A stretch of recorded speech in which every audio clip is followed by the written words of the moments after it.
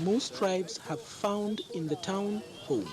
Why is Jega so unique and outstanding in commercial activity and other dispositions among its peers in Hausaland? For Jega, you can access any part of West Africa. When you look at Jega strategically, if you are coming down from the far south Nigeria, you have to reach Jega before going to any other part of Hausaland. If you are going to the east, far east, whatever, Kano up to Maiduguri, you have to come to Jega. If you have come to the west, as far as the Nigerian Republic, you have to come to Jega. So Jega is a center. From Jega, you can move on to Ghana, Tripoli, and other places. From Jega, you can move up to Benin Republic. From Jega, you can move up to any particular countries in the West Africa. Jega is an access road. So that is why when we look at it, geographically when we look at it, it was situated on the center, particular center in Hausaland. Our people,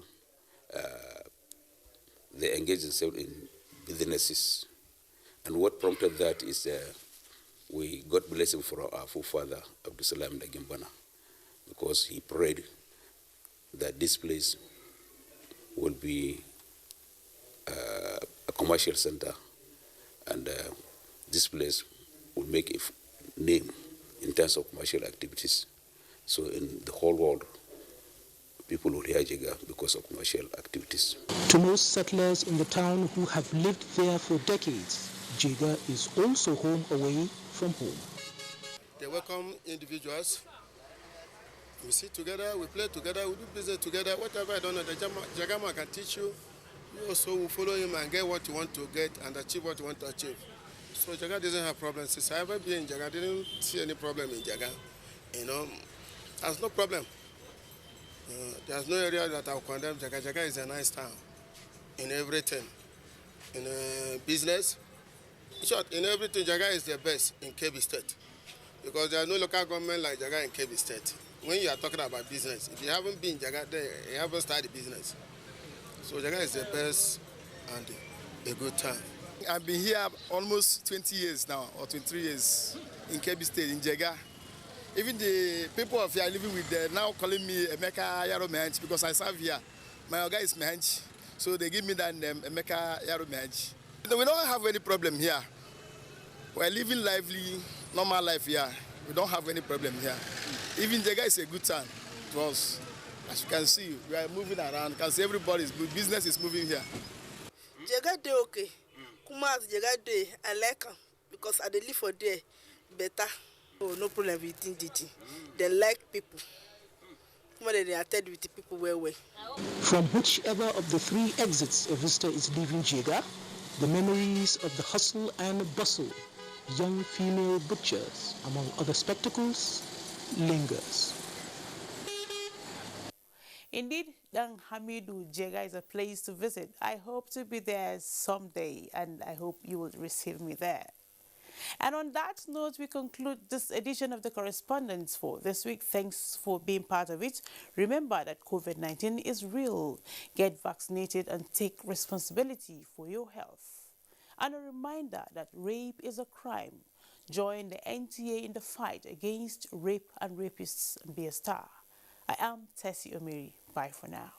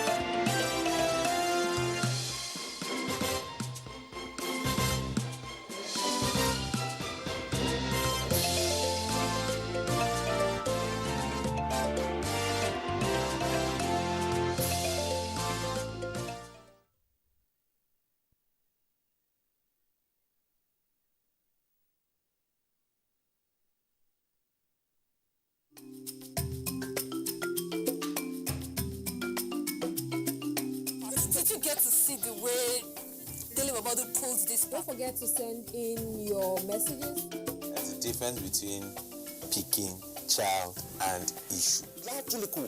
The idea come ila tahaluka. That is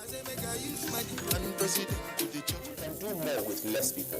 If we have a better way of addressing these issues, taking care Congratulations, you were able to sign Timo Werner from RB Leipzig. So you take water before your workout. People have used their phone, using TikTok to do this. Should I go for test? A lot of people don't even have resources. I'm Cecil, and this is the Medley Show on NTA. Welcome to Strictly Speaking once again, and thanks for joining our ongoing conversation on various aspects of the English language. Social media has influenced the use of English language in terms of writing and speaking that art. But you must understand that communication itself is an art. Yes, there's the art, which is the skill or the talent, or from the talent to the skill. How do you separate yourself from the gang?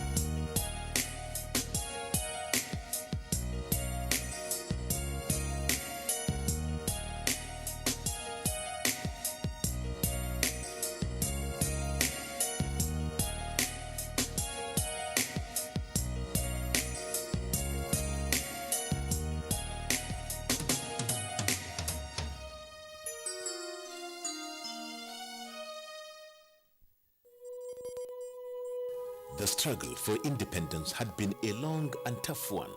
Our founding fathers and compatriots sacrificed their comfort and even shed their blood. We cannot at this point in history afford to spirit away their sacrifices for immediate but temporary gains of today. Let us emphasize what unites and not what divides us. Working for the unity of purpose with a stronger vision for a better tomorrow. NTA, growing with the nation. Together, no matter where you come from, no matter your religion, we are one. Let's live together. Let's stop fighting each other. Let us live as one. It doesn't matter where you come from, your tribe or religion, man, woman or child. It doesn't matter who you are. Put Nigeria first. No matter where you come from, no matter your religion, we are one. Let's live together. How can we develop when we're always in crisis? Families have become refugees in their country. No matter our differences, show some understanding. No matter where you come from, no matter your religion, we are one. Let's live together.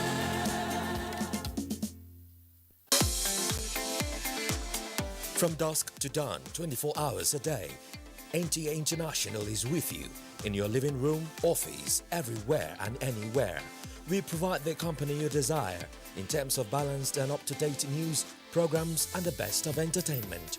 Tune in to DSTV channel 251, GoTV channel 91, Freeview UK channel 264, or you can download www.visiontv.co.uk.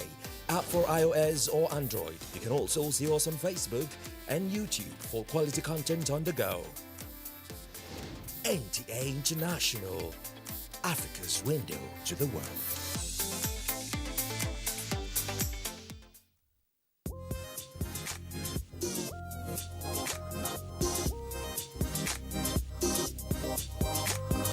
Wannan labarin ma yana peji na 36.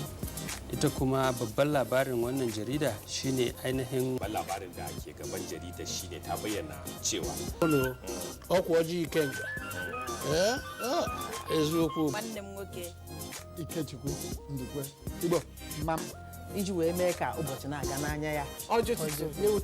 Nation fún ti òwúrọ̀ yìí ibẹ̀ náà ti sọ pé àwọn ìgbìmọ̀ aláṣẹ ìpínlẹ̀ Benue pàṣẹ wípé. Ní gbogbo àwọn ẹ̀ka ní ẹ̀ka ètò ẹ̀kọ́ ní ẹ̀ka ètò ìlera ní ẹ̀ka ètò ààbò.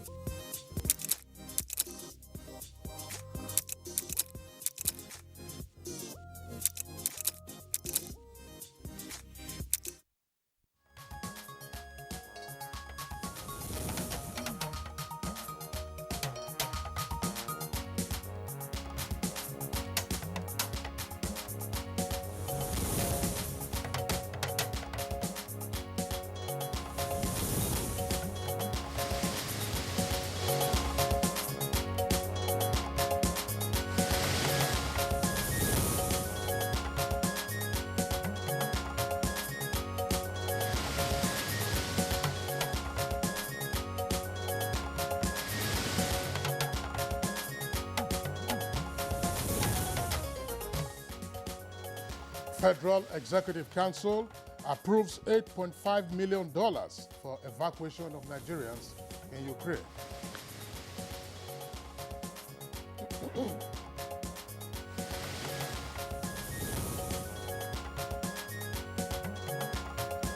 The 2022 Appropriations Act Amendment Bill scales second reading at the Senate.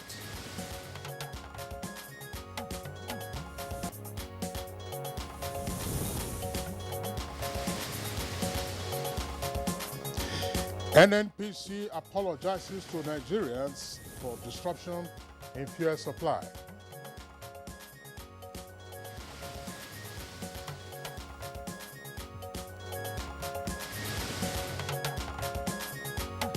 And on Good Morning Nigeria today, we shall discuss Nigeria's energy transition.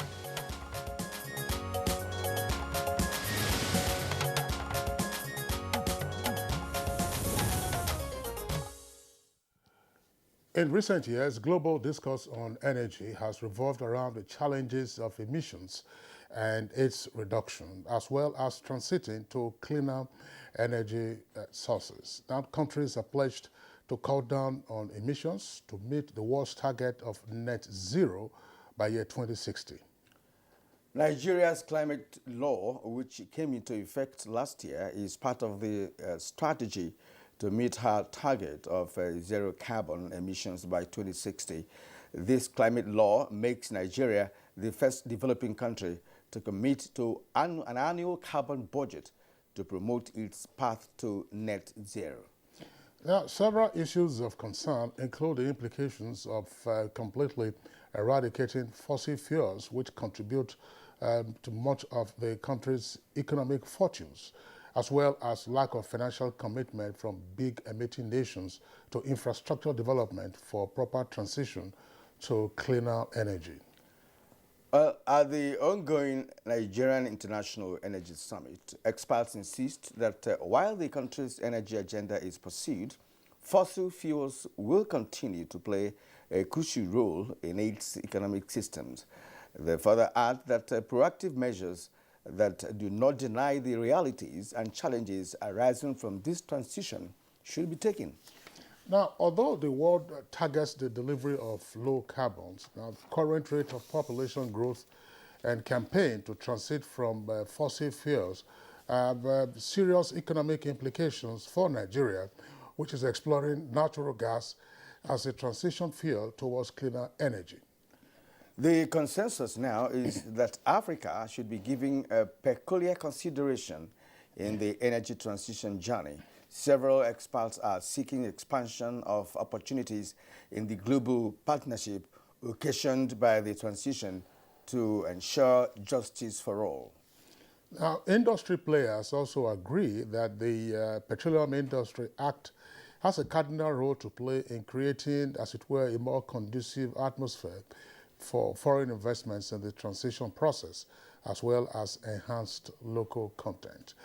Now, today on Good Morning Nigeria, we shall take a look at the country's preparedness for transition to cleaner energy. So on that note, we welcome you to the program.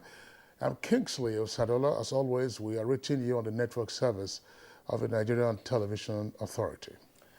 And I'm Kirian Umar, also welcoming you to the program, and as usual, we'll bring you our complimentary segments. But first, let's take the news highlights with Comfort Amodu. Good morning, Comfort. Good morning, Kirian and Kinsley. Here's the morning news. The Federal Executive Council has approved the sum of $8.5 million for the evacuation of Nigerians stranded in Ukraine as a result of the ongoing war between Russia and Ukraine. The Minister of Humanitarian and Disaster Management and the Minister of State for Foreign Affairs in a joint press briefing explained that though more than 2,000 Nigerians, mostly students, have registered to be evacuated, the federal government has made provision for 5,000 Nigerians who may be affected and willing to return to Nigeria from where they are currently trapped. Mr. President's involvement has been very helpful, and that has enabled us to conclude arrangements to actually dispatch 3 aircraft to 3 different countries to evacuate our citizens. I'm not generalizing. We are saying that for those that don't believe in it, we will continue to intensify our advocacy for them to believe in gender equality and the role that women can play when they are on the decision table to make Nigeria better. Meanwhile, Minister of Foreign Affairs Geoffrey Onyama says his attention has been drawn to an online publication where he was reported to have said in an interview that Nigeria was ready to impose sanctions on Russia for invading Ukraine. In a statement by Special Assistant to the Minister, Sarah Sander, the minister denied claims by the report of the online media and clearly said it would act in the framework of the UN. If there was a UN resolution, we would be obliged, but there would not be because Russia has a veto power. Presidential assent to the 2022 Appropriations Act came with observations for amendment 2 weeks after the transmission of the amendment bill to the National Assembly. The Senate has passed it for second reading, and the bill seeks to provide additional 106.1 billion naira for capital expenditure and 43.8 billion for recurrent expenditure. There are several other projects that have been included by the National Assembly in the budgets of agencies that are outside their mandate areas. All we need to do is, all these areas he has emphasized on, we will look into it one after the other and give our own critical analysis as to all of these that he has pointed out. To the 254 projects, Mr. President, that we need to know those projects, and then the issue of the replication, at what point and by who. Second reading taken, and the bill is referred to the Committee on Appropriation to report back within 1 week. The House of Representatives says duplication of functions of some government agencies may be counterproductive and so resolved to investigate such scenario. The issue was raised at plenary by the House Chief Whip.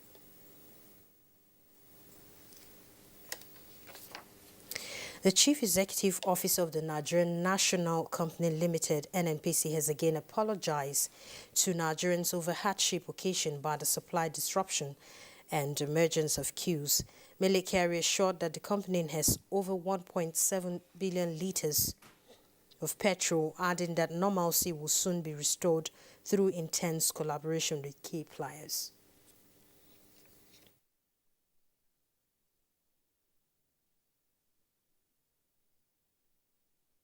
We continue to plead on Nigerians, do not panic buy.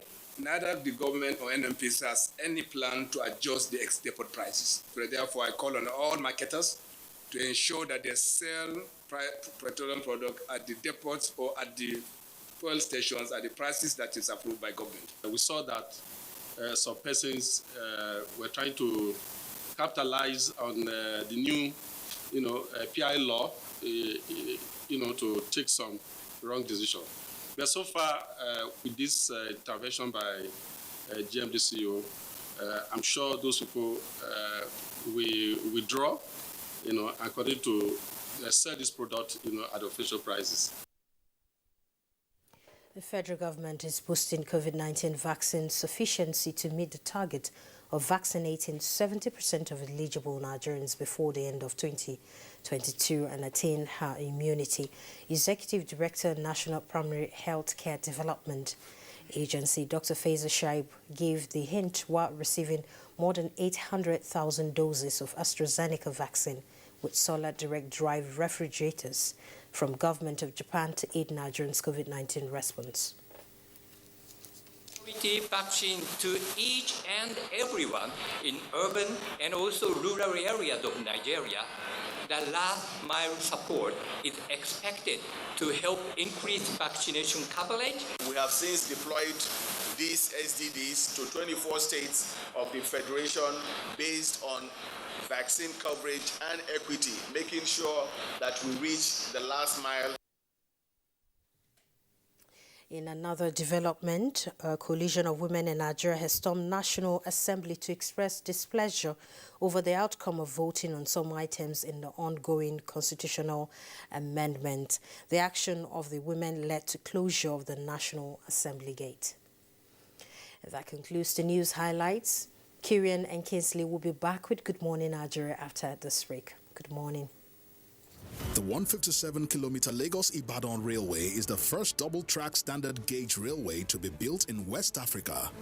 The Mobolaji Johnson train station is a masterpiece, an infrastructure that is gradually becoming an iconic building in Lagos State. The modern facilities put the station on a world map of train stations. Likewise, other new train stations across the country built to world-class standards. The train and its convenience is indeed an admirable effort, with commendations from Nigerians. This is a station that we have to commend the federal government for putting a beautiful face, empowering us in Lagos State, not only in economic and political arena. I can say that I'm really impressed with the infrastructures in place. Kudos to the Minister of Transportations. Kudos to the federal government. Truly, good things are coming out of Nigeria, and the federal government is deserving of all the applause.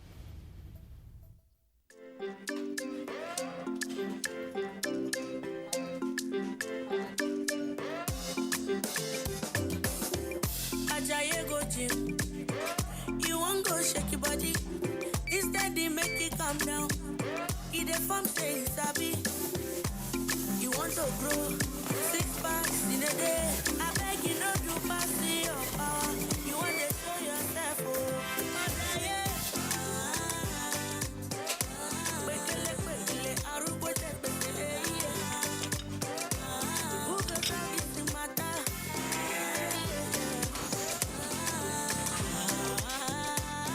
Whatever your size, find it with the new Entails data plans.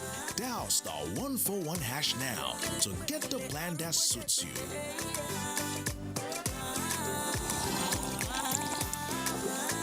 Airtel, the smartphone network.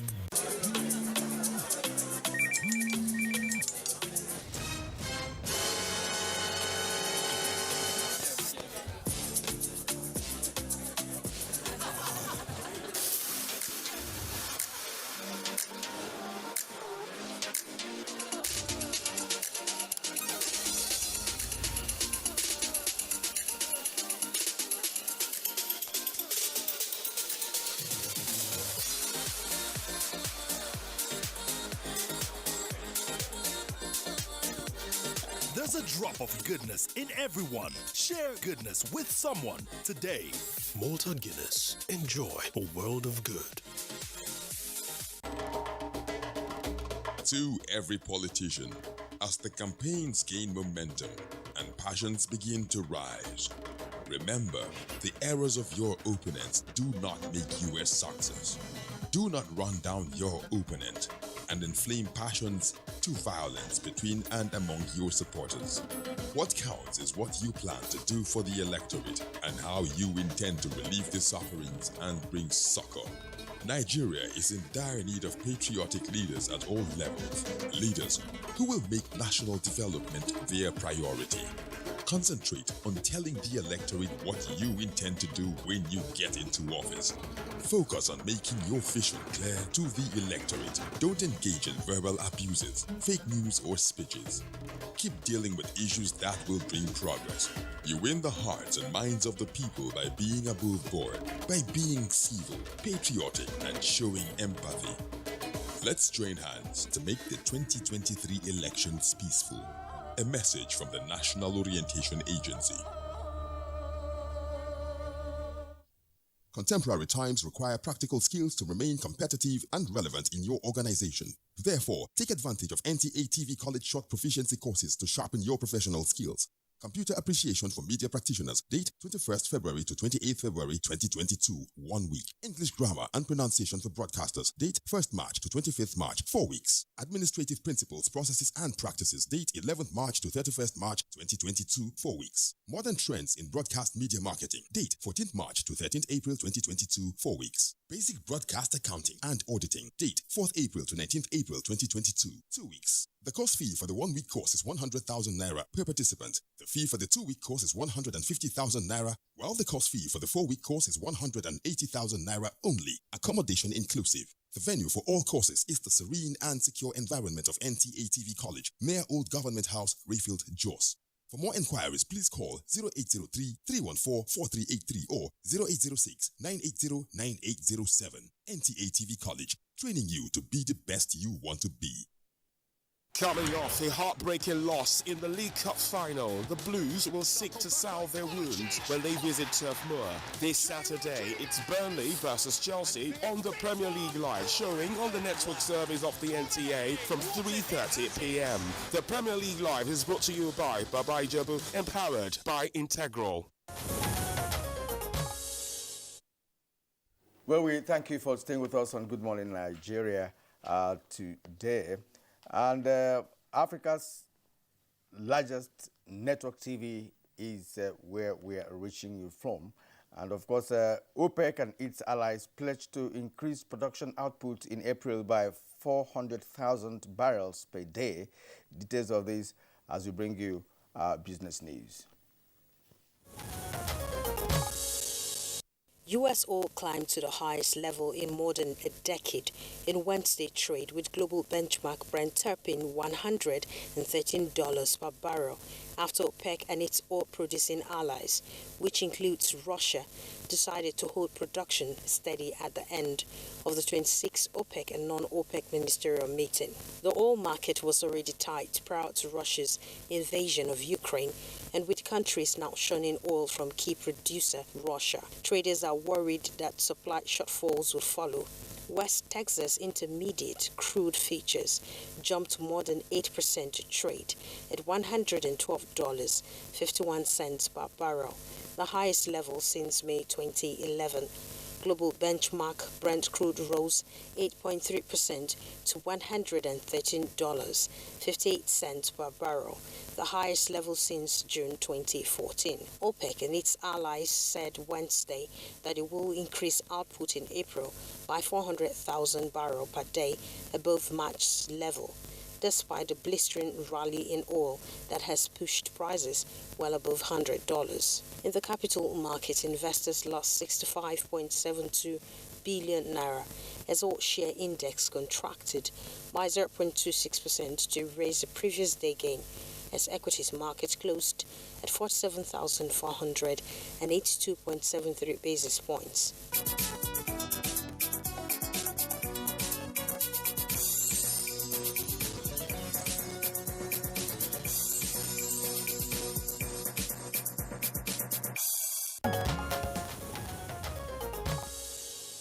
Thank you very much, Comfort, for the business package on Good Morning Nigeria. Coming up next is Newspaper Review.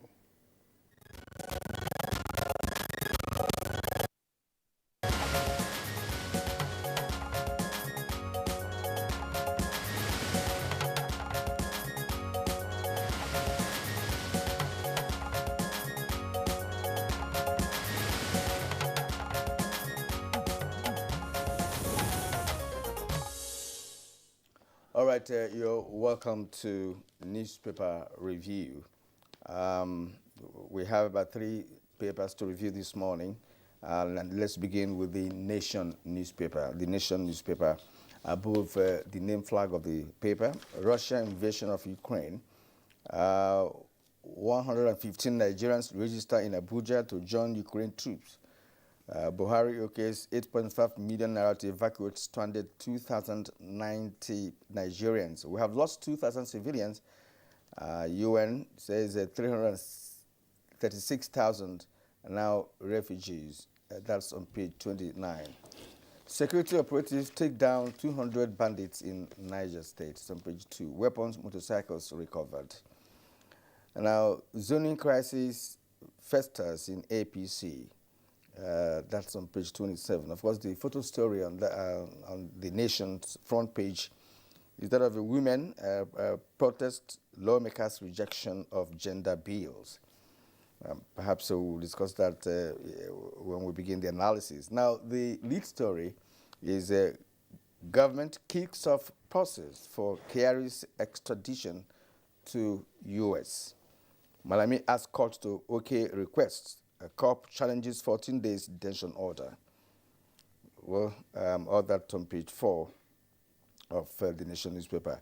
Suffering over petrol scarcity lingers. Queues at filling stations cause traffic gridlock in cities. Panic buying, hoarding to blame. NNPC loading has started.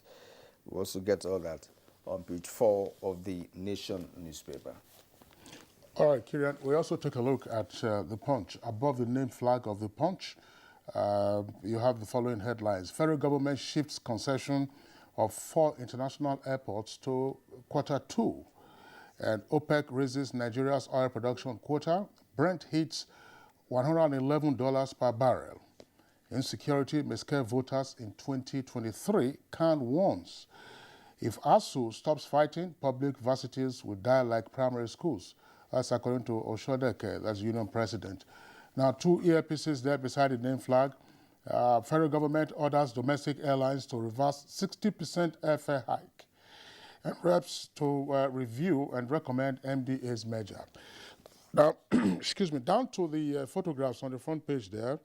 Gender bills, no going back, says National Assembly, and women fume.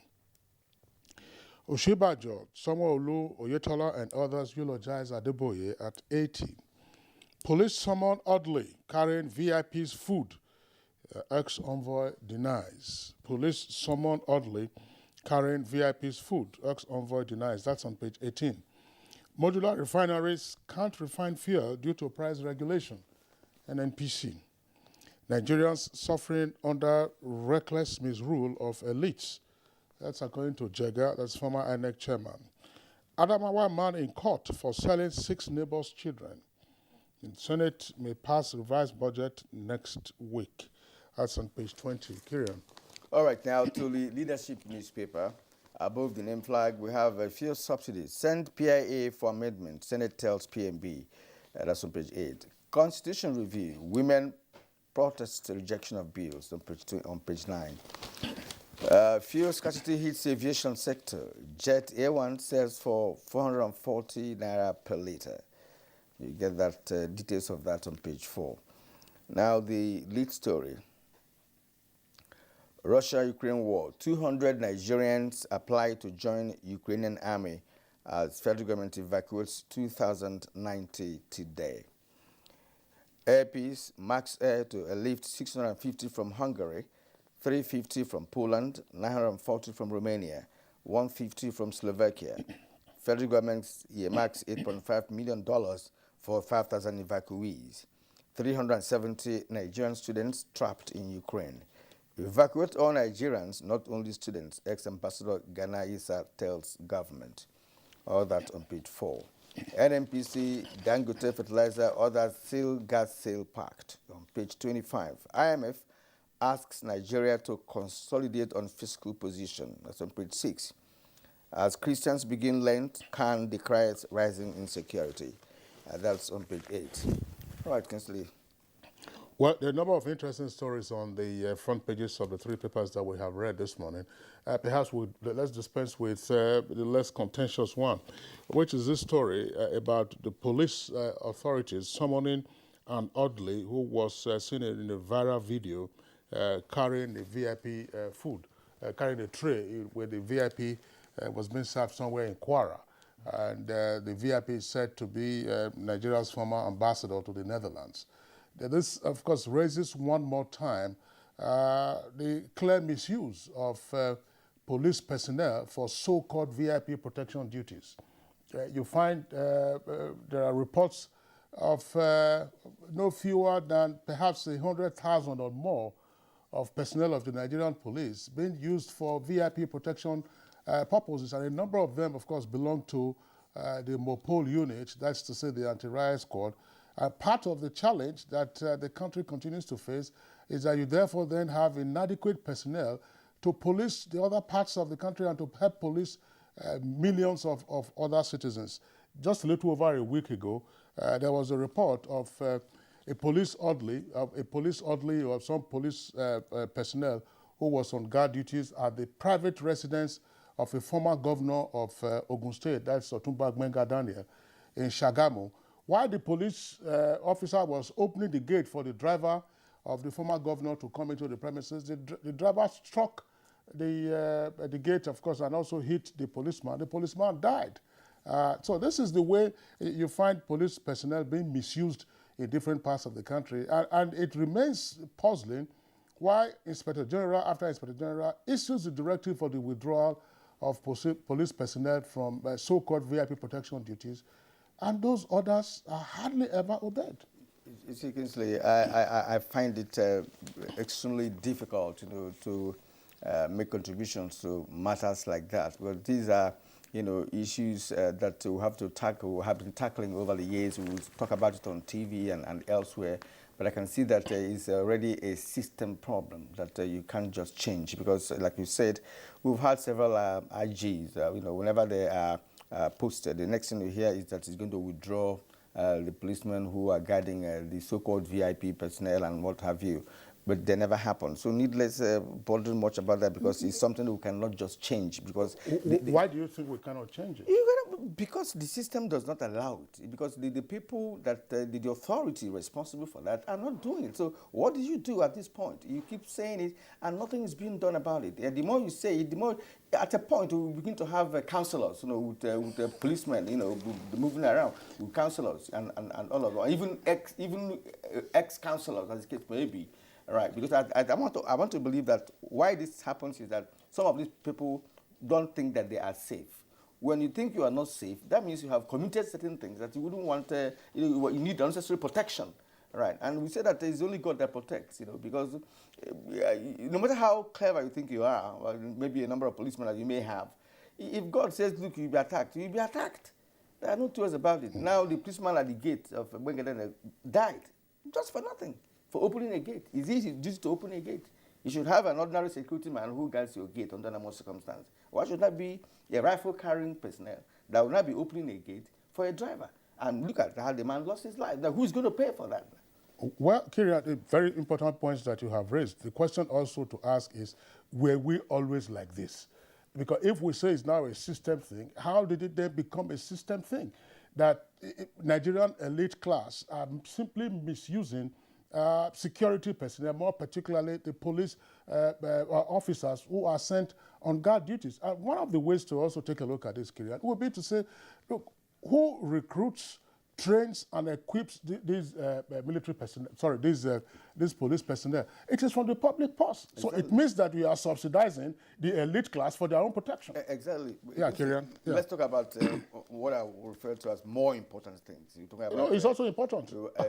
Fuel scarcity that we're experiencing in Abuja and other cities. It's very unbecoming. There's a story you read that said that modular refineries cannot refine because of a price or something like that. So the question to ask is this. We have refineries in the country that are not functioning at optimal capacity. Now, licenses have been issued over the years for modular refineries to emerge. Now they have emerged. You're now saying that they can't even refine in the first place. So what was the essence of actually licensing people to begin to establish modular refineries if they cannot refine? So does it mean that something cannot be done to enable these modular refineries to refine? Or are people making money out of the fact that they're not refining because they are depending on importation, which perhaps gives more profit to the businessmen involved in oil importation. I just can't make sense out of the fact that modular refineries cannot refine. In the meantime, as modular refineries are said not to be in a position to refine, according to the story, you have all kinds of illegal refineries in the Niger Delta region. Until recently, when Governor Wike of Rivers read the Riot Act to local government chairmen and traditional rulers, the pollution arising from illegal refining activities was intense. So if modular refineries, the argument, I don't know the details of what they're saying, that because of the regulation, modular refineries cannot function. But Dangote refinery is coming on stream. We had this argument more than 20, 30 years ago, that because of the regulated environment, people were not willing to invest in new refineries. But Dangote took the leap, and we are all now saying that Dangote will be a source of our domestic supply of fuel going forward. Fix the refineries, and modular refineries, whatever capacity they have, can only just supplement what comes out from the major refineries. The other story has to do with the federal government ordering domestic airlines to reverse 60% fare hike. This is coming from the Federal Competition and Consumer Protection Commission. According to the letters of the law setting it up, it has given directives to the airlines to reverse, because the flat rate was simply introduced on domestic routes from a minimum of 35,000 naira to 50,000 naira. And you ask yourself, do all the airlines have the same overhead costs? Not only that, not only whether they have the same overhead costs, fuel scarcity hits aviation sector. Invariably, Jet A1 sells for 440 naira per liter, as against the previous price for that. So who bears the cost?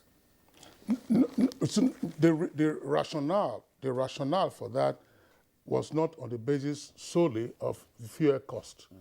They talked about other charges by FAN, by NCAA, and others. But the question to ask is whether all the airlines have the same cost, to say that for each passenger who is flying, say, on a 1 hour route, will pay 50,000 naira per flight. And that's why the Federal Competition Council or Commission is saying that this is price fixing. Well, the airline operators are there to also make profit. That's what we have to realize. As a matter of fact, even the fuel scarcity was if you fly, you won't be making this argument. No. Whether you fly or you go by, but as a matter of fact, if you go by road, for instance, now price for road has increased. Yeah. Who is asking the operators of transport vehicles to stop hiking the prices? Even within Abuja municipality, they have hiked the price of transport. So who is monitoring them? Nobody is monitoring them, because when you buy fuel, you have to make your gain, and that's the only way out. If you're asking the operators not to add money to their fares, of course you have to make the condition favorable for them to operate without hiking prices. Such as? They didn't just wake up and say, No. What make conditions? Aviation fuel available in the first place. Then all those charges by FAN and the rest of them, they should look into that, because if you are in the business and you are paying FAN, paying other agencies, and at the end of the day, you can't even pay your staff or run the aircraft, do normal turnaround maintenance of aircrafts, how do you now function? Yeah, that's fine. That's a good point. I mean, your C check and D checks, but the key point that the Federal Competition Council has raised is price fixing, and the law forbids that.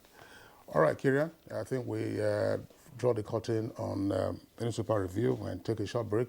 When we return, of course, we'll be dealing with energy transition. The Nigerian aviation sector is rapidly growing with the construction of new international airport terminals in several regions of the country. The new Murtala Mohammed International Airport has an estimated passenger increase of 30 million annually and 15 million for Nnamdi Azikiwe International Airport, Abuja. Malam Aminu Kano International Airport is also expected to open new frontiers for the region with more travel capacity for the annual Hajj, while the new Akanu Ibiam International Airport, Enugu, avails more business opportunities connected connecting the industrial cities in the region to the world. These new terminals beat world-class standards with enabling infrastructure that aid air travel, tourism, and the eventual growth of the country's GDP. Open up commerce and, of course, link us to international societies. People from international community will come here to do business, and then that will bring in more revenue to the state. Now, distances can be seamlessly covered as Nigeria keeps raising its bar to suit global infrastructure standards. Our pastors, our imams, in every church, in every mosque, please realize that in the course of praying for peaceful and transparent elections, we all have duties beyond prayers. If we want a stable society before, during, and after the elections, what should you be saying to those that worship with you? All Sundays and all Fridays, you are saddled with the responsibility of bringing up good generations. It is therefore your duty to both man and God to ensure peace all the time, no matter about elections alone. People talk to people and people listen. Talk to your followers. Make them listen to ensure peaceful 2023 elections. This message is from the National Orientation Agency.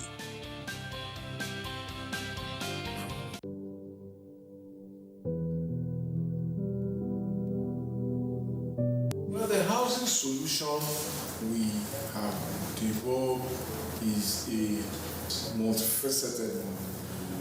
First, we have tried to lead a program to build what we think will be an acceptable and hopefully affordable housing type based on surveys we did in 2015-2016 and construction that started in 2017. And that's going on in 34 states as the National Housing Program. This message is from the Federal Ministry of Information and Culture. COVID-19, that is the black swan of the century, has actually hit the whole world very hard, even the strongest of economies, and Nigeria was not spared. But due to the proactive stance and steps that the president has taken, we've been able to come out quickly. The president has consistently said we must invest in infrastructure, even as we're investing in human capital, that we must invest in infrastructure, because at the end of the day, that is what will bring about a sustainable economic growth. So the president has given us our directive. He has said you must make sure you pay salaries and pay pensions, but you also make sure that the critical projects of roads, railway, airports, bridges, major infrastructure that are meant to drive the growth of the economy, that we consistently invest in them, even if we have to continue to borrow to do so. This message is from the Federal Ministry of Information and Culture. Coming off a heartbreaking loss in the League Cup final, the Blues will seek to salve their wounds when they visit Turf Moor. This Saturday, it's Burnley versus Chelsea on the Premier League Live, showing on the network service of the NTA from 3:30 p.m. The Premier League Live is brought to you by Baba Ijebu, empowered by Integral. All right, you are watching Good Morning Nigeria on NTA. Now, we will now begin our conversation segment on Nigeria's energy transition with this background report by Joseph Oseng.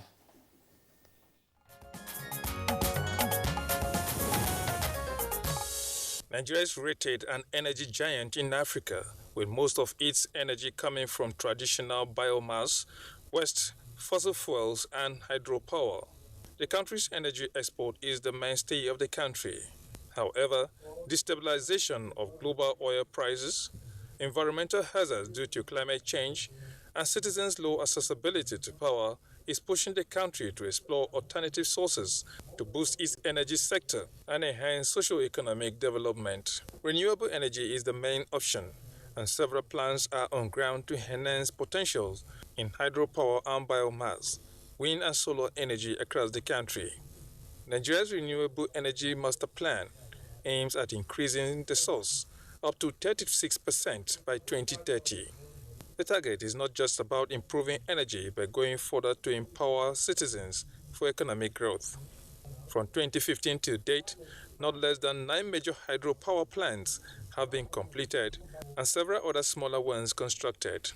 Through the Economic Sustainability Plan, the federal government earmarked 7 billion naira for the development of 100,000 units of solar home systems under the Solar Power Niger scheme.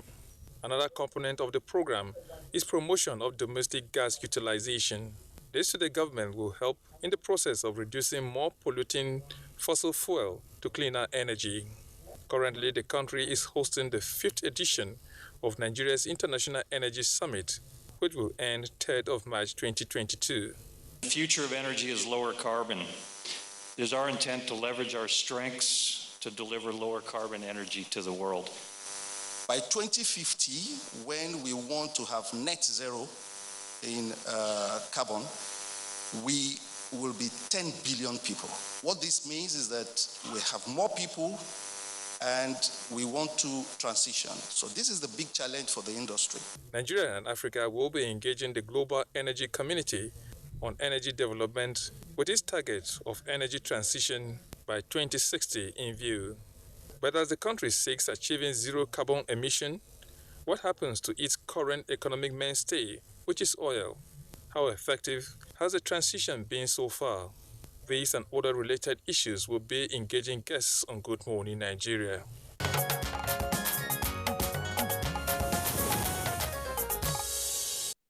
Well, thank you very much, Joseph Olsen, for that background. With us in the studios to discuss issues around Nigeria's energy transition, let's welcome Engineer Simbi Wabote. He's Executive Secretary of the Nigerian Content Development and Monitoring Board. Engineer Wabote, a pleasure to have you on Good Morning Nigeria. Thanks for having me. Okay. Also here with us in the studios, we'd like to welcome Mr. James Shindi, who is Chief Executive Officer of Brevity Anderson Consulting. Now, we understand that the organizers of the Nigeria International Energy Summit here in Abuja. Mr. Shindi, pleasure to have you with us. Thanks for having me. Morning. Okay. All right. We're expecting another guest. We're expecting another guest who will be joining us in a moment. But for now, let's kickstart this conversation. We'll begin with Simbi Wabote, Executive Secretary, Nigerian Content Development and Monitoring Board. We are talking about the Energy Summit. Lead us into a better understanding of this summit, and of course, what are the what should be the takeaways from such a huge summit?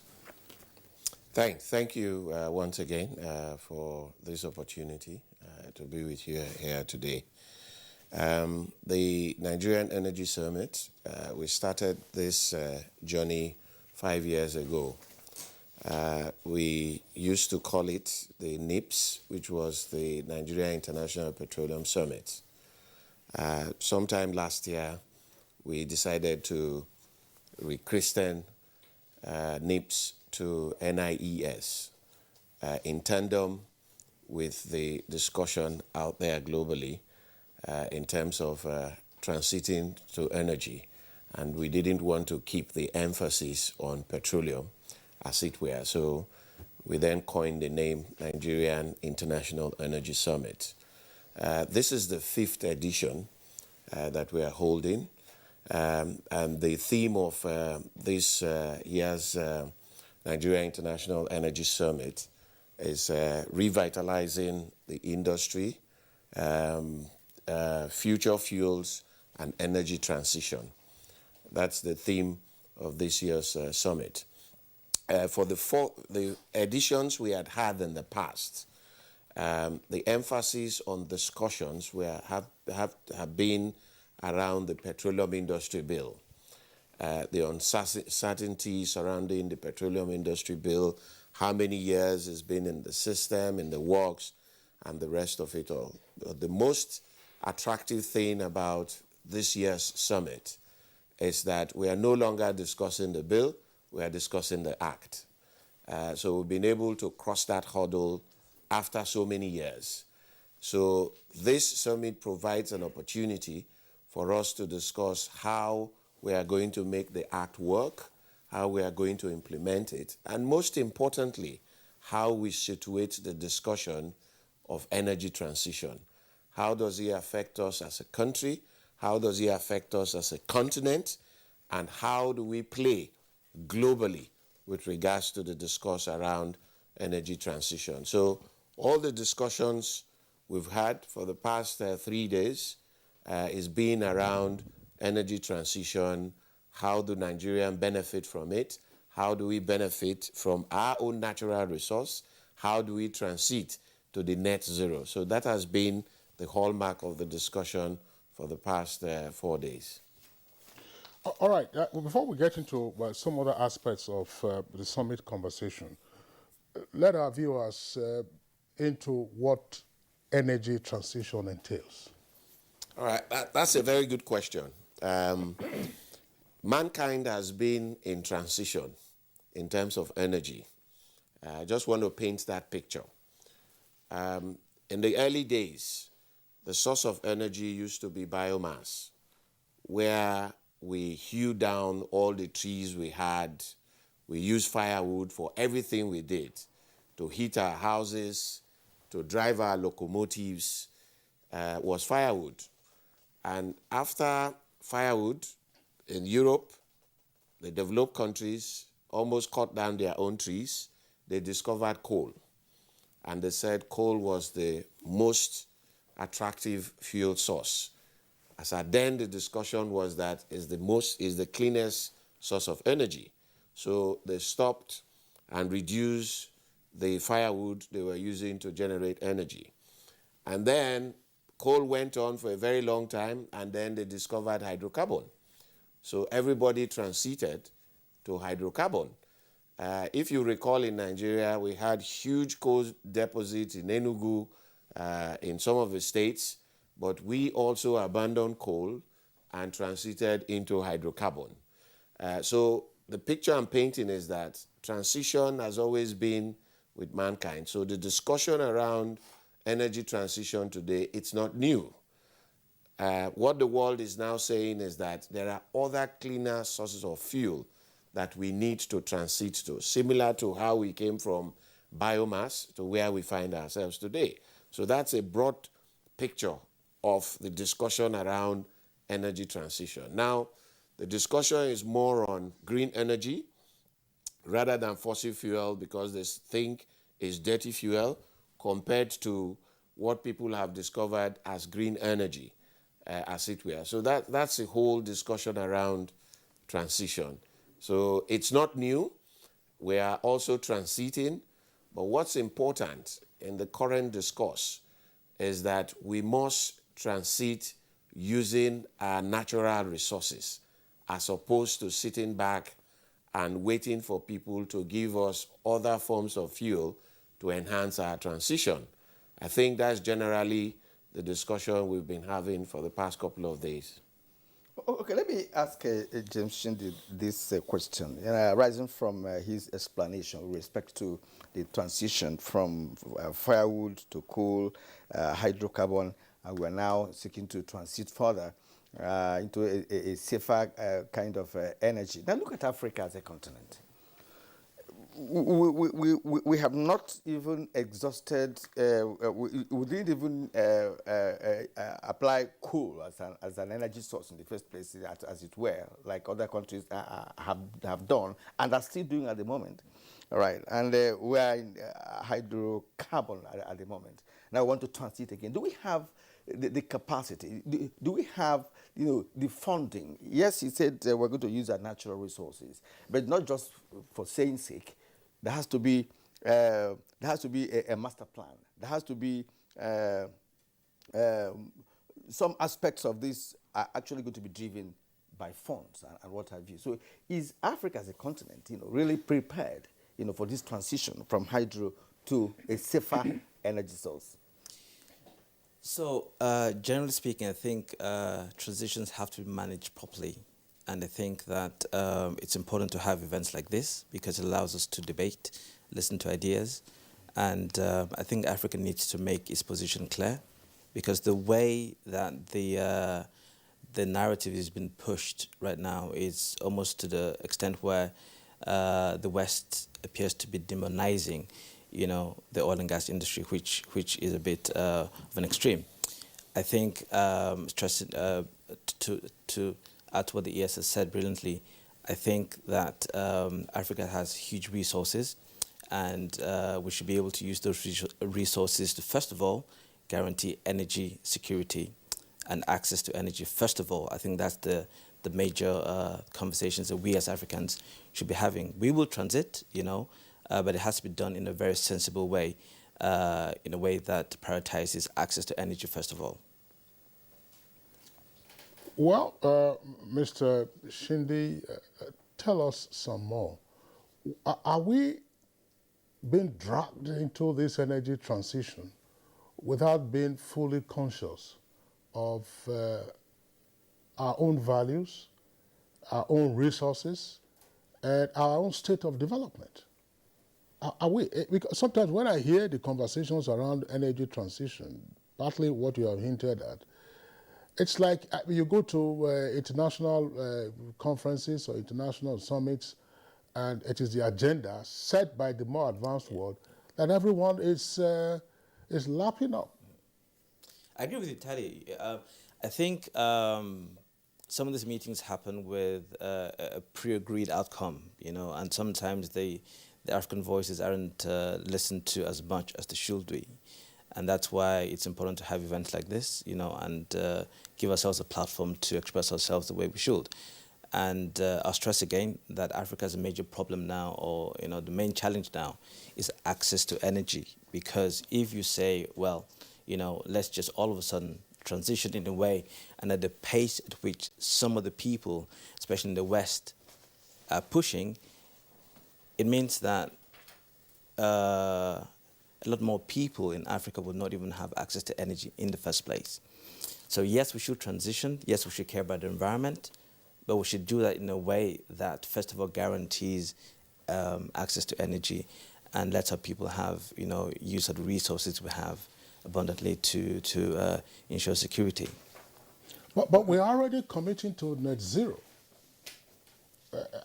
Part of the information that we put out while kicking off this program was to say, Nigeria is amongst the first to commit to net zero by year 2060. 2060 looks pretty far off. That's another 40 years, but it's also pretty close. And when you look around at our energy use, for instance, you're asking yourself whether we have sufficiently made energy available for not just domestic but for industrial purposes, so that we take care of our needs and also improve our quality of life. And yet, we're already making commitments.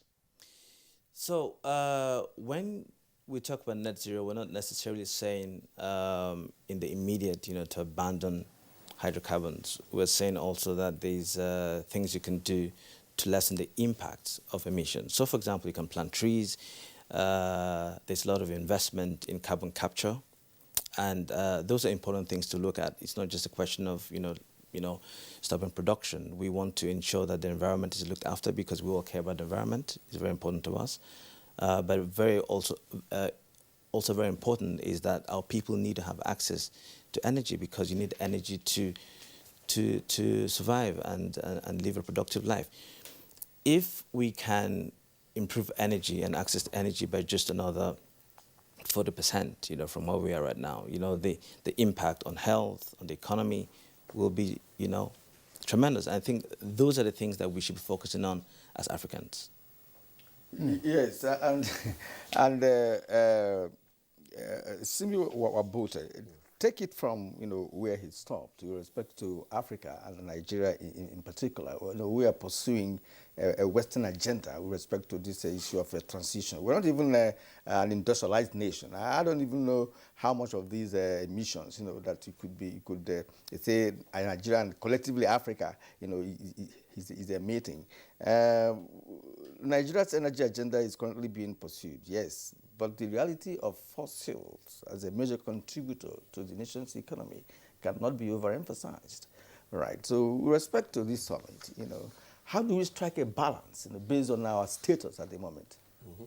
No, thanks. I think Shinde spoke to it when he talked about when we gathered in Glasgow to discuss pre-agreed outcomes in terms of energy transition, where the voice of certain people were also not heard with regards to how they will build their own transition.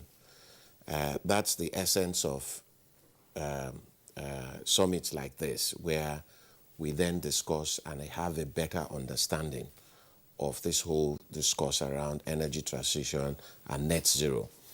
Net zero, as far as I'm concerned, does not mean walking away from fossil fuel. That's not what net zero means. I think Shinde has been able to explain that a bit. The whole strategy is how do we reduce the carbon that we emit to the atmosphere. So there are a lot of things that you can do to reduce that. The statistics you are looking for, the whole of Africa, our emission is just about 3% compared to the rest of the world. Hence why this discussion is saying, why will you want to force Africa to transit with you at the same pace when our sin to the contribution of the emission is just about 3%? And that's the discussion, and that's the pushback you see that African countries are giving to this whole discussion around energy transition. Like you are aware, some of the African countries just discovered hydrocarbon just recently. The likes of Uganda, the likes of Ghana, they are coming to the party and you are telling them the party is over. Hydrocarbon is no longer what we want to emphasize on. So that's why our discussion with regards to our commitment to the net zero is that our own transition fuel will be gas. Because today we have about 209 trillion cubic feet of gas, proven reserve, and about 600 trillion cubic feet of gas unproven in Nigeria. Oil, you have about 37 billion barrels of oil that we are sitting on. And then somebody comes to have a conversation to say, hey, look here, that resource that you're sitting on, which of course the West is used to industrialize themselves. The likes of the UK in those days, North Sea with a lot of reserves, activities were ongoing. That reserve is depleted. The likes of Netherlands don't even have any reserve again. And the Western world is seeing that they will depend on these natural resources again by importing these natural resources for their economy. Hence, they are thinking to say, look, why do we depend on importing these natural resources if we can think of other sources of energy that we think will help us, is cleaner, will save the environment and the rest. So that's the discussion on the table. And we in Africa, for instance, when we walked away from coal, today Australia, almost 70% of its energy needs is supplied by coal. China, almost 60% of its energy need is still coal. The reason why they can do that is because they had in the past invested in research and development. They had in the past put aside funds to be able to extract coal safely to use. Africa did not invest a lot in R&D that will help us manufacture those tools with which we can safely bring out coal and utilize for our development. Rather, we walked away to hydrocarbon. And today, as I speak, almost all the tools that we use to extract hydrocarbon, 2 kilometers of water, is being manufactured by the developed world. And if we as Africa don't decide that it's time for us to also invest in research and development to be able to manufacture those tools to help us continue to use our natural resources, the boat will leave us.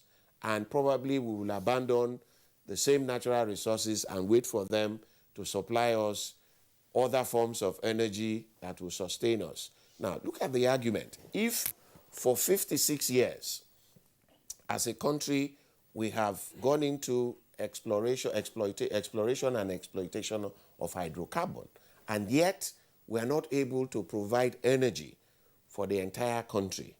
Is it the developed world that is now telling us about transition, other forms of fuel that will help us get that energy to every household in Nigeria? It's not possible. So part of the discussion we've been having for the past couple of days is to say, look, we must transit with our natural resources, not something else that we import and bring into the country to help us solve our energy crisis. Just to give you a context, today, the entire power consumption in Nigeria that we are producing today is not up to what Heathrow Airport uses today. So how do you then balance that in terms of how do you want to transit? That's why the position of Nigeria is that, hey, yes, we agree that we will transit to cleaner fuels, but we must do that using gas as our transition fuel because to a large extent it is cleaner. When they had the discussions in Glasgow COP26, gas was not listed as part of the transition fuel. But today, I think there's a rethink within Europe and America to say, hey, gas is cleaner, even nuclear energy is also cleaner compared to using diesel and other forms of fossil fuel. So that discussion is coming back on the table, and it will only help us if we deepen this discussion further and believe that our transition is to use our natural resources to get to where we want to get to. You know, Engineer Wabote, at the end of the day, we should also be looking at the end user. Energy is not valuable on its own if it doesn't have a user. So how do you make this conversation interesting and important to the end users of energy? We're having, for instance, an energy crisis in the country. This summit is going on with fear queues all over the place. We read from the papers the apology by NNPC, and the power supply is not as salutary as it ordinarily would be. And so people ask themselves, all this energy transition that you're talking about, people are having to carry their better past my neighbor generators to go to filling stations to have the tank topped up. So how does this make sense to that individual before we even start talking about the manufacturing concerns that would need more power supply? Yeah, I think the truth is that we've been in the global discourse of energy transition. And summit like this and the snippets you get out of summits like this also help the ordinary Nigerian to discuss, to understand the position of the government with regards to energy transition. Because if we have allowed the Glasgow COP26 to hold and we all come back and be in our bedrooms and talk about energy transition, it's still the confusion that you have said. So that's why we said, okay, continue to organize summits like this where we bring industry players, global industry players, who come and give us their perspective with regards to energy transition. And we extract that and continue to have the discussion and educate Nigerians. Yes, I see the challenge. Part of it today is that I think yesterday I said in the near future, within the next 5 years, Nigeria probably will be refining about 1.4 million barrels of oil per day in terms of meeting our energy demand, so to speak, with regards to your PMS, AGO, as the case may be. The government is doing a lot, came out with a 4-point agenda, A, to revitalize our refineries, B, to build greenfield refineries, C, to co-locate other refineries with the existing one, and of course, D, to develop the modular refineries as a way of enhancing our refining capacity in country. I think the whole idea is to look at crude not just as commodity, but as resource. Because right now we're looking at it as commodity where we extract and we sell. And the resource that we are supposed to use out of crude in terms of refining, in terms of also using the gas to do other things, we've not paid too much attention to it. That's why the present administration has said, look, we want to enhance that process. And I think it's a matter of time.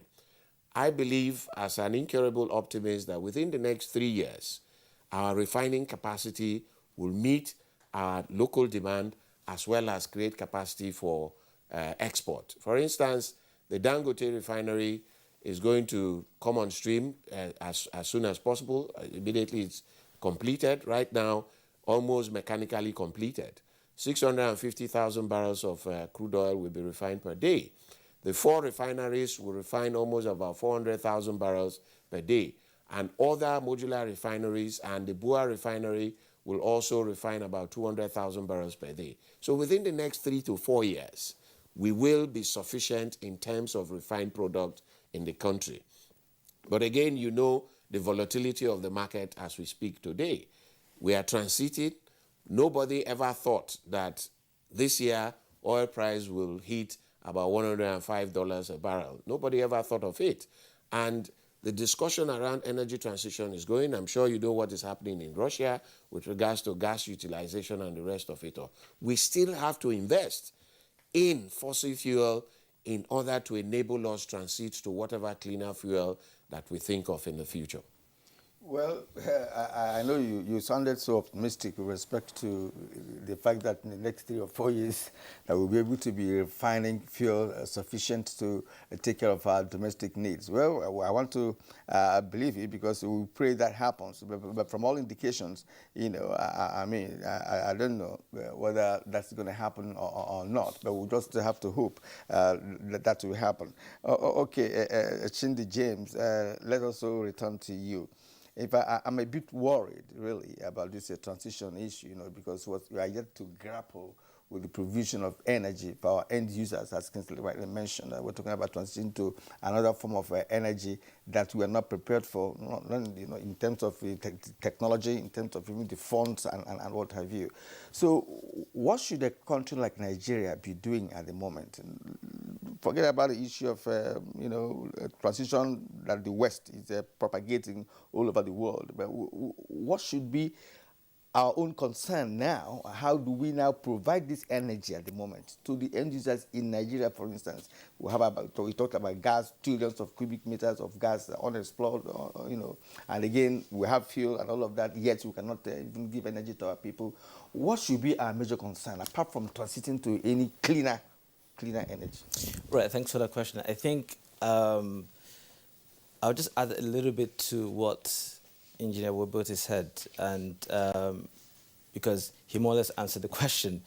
I think there's a lot of work being done in the background, and NCDMB has been at the forefront of a lot of what's happening in terms of helping to raise funds, build local capacity, work with Dangote and other stakeholders to make sure that we get to the point where we're refining enough to meet both local demand and also to export. These things take time, okay? And it's not just a question of turning on the tap and then it flows. Even the tap has to be built, you know, the pipelines have to be built as well. There's a lot of work happening, and I believe Engineer Simbi when he said that in the next 3 years, things will turn around. And I think also the passage of the PIA is very, very important, and I'm absolutely sure that when that act is implemented to a large extent, Nigerians will start to see a huge difference. There's so much that the act does, but one of the key things it does is it guarantees return on investment, you know, and this is a very capital-intensive industry. Investors want to be sure that if they put their money in, they will, you know, first of all, the investment is safe and they can make returns on investment. That act guarantees that as well. So there's so much happening in the background, and NCDMB, the NNPC, the ministry is working behind the scenes to make sure that, you know, the end user sees reward at the end of the day, and I'm absolutely sure that that's going to happen. From this event, along we've had opinions, we've had debates, we've had industry experts speak, and there is a roadmap, and sometimes we get a little impatient, and rightly so, but sometimes we also have to be patient to understand that these things take a bit of time, but I'm absolutely sure that there will be some light at the end of the tunnel. Let me add to what Shade has said. I think for us as a country, what we need to focus on is we need to focus on infrastructural development. It is very key. An example is the AKK pipeline as an infrastructure, because you need